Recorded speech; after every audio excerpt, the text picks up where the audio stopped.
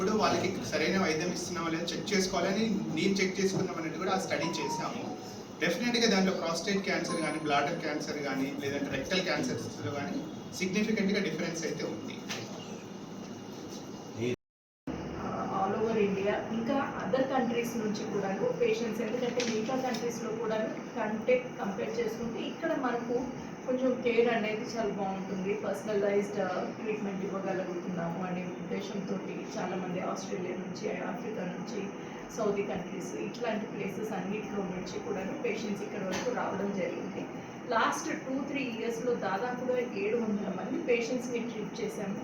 వీళ్ళందరికీ కూడాను చాలా చక్కటి రిజల్ట్స్ వచ్చాయి. ఇవన్నీ మనము మన రిజల్ట్స్ అన్నీ కూడాను ఇంటర్నేషనల్ కాన్ఫరెన్సెస్లో రీసెంట్గా మనము యూకేలో జరిగిన కాన్ఫరెన్స్ MR-Linac కన్సోర్షియం అనేసి ఉంటుంది. All over India, all over the world cases, MRI adaptive థెరపీలో చేసిన కేసెస్ అన్నిటినీ కూడాను ఒక కాన్ఫరెన్స్లో ప్రజెంట్ చేస్తుంటాం. అలాంటి దానిలలో మన కంట్రీ నుంచి మనం ఫస్ట్ టైం మన ఎక్స్పీరియన్సెస్ అన్నీ కూడాను వాళ్ళకి ప్రజెంట్ చేయడం, వాళ్ళందరూ చాలా హ్యాపీ అవటం ఇవన్నీ కూడాను రీసెంట్గా జరిగాయి. సో రావటం ఇవన్నీ ఏంటి అని అంటే ట్యూమర్ తగ్గిపోయినా కానీ ట్యూమర్ అయిపోయింది అంటే ట్రీట్మెంట్ అయిపోయిన తర్వాత రేడియేషన్ వల్ల వచ్చిన సైడ్ ఎఫెక్ట్స్ తోటి వీళ్ళకి ఆ బాధలన్నీ ఉండేవి.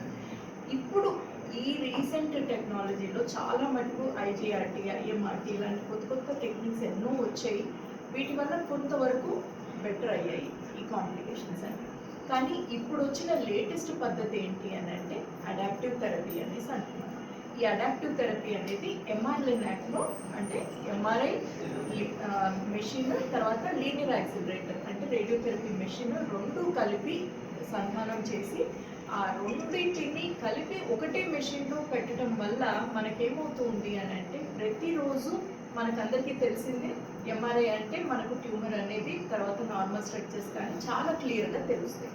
సో అది అంత క్లియర్గా తెలియటం వల్ల ఎవ్రీడే మనం స్కాన్ చేసి ట్రీట్మెంట్ చేయటం వల్ల మనకేమవుతుంది అని అంటే ట్యూమర్ని మాత్రమే ఎక్కువ డోస్ రేడియేషన్ పంపించడానికి వీలవుతుంది.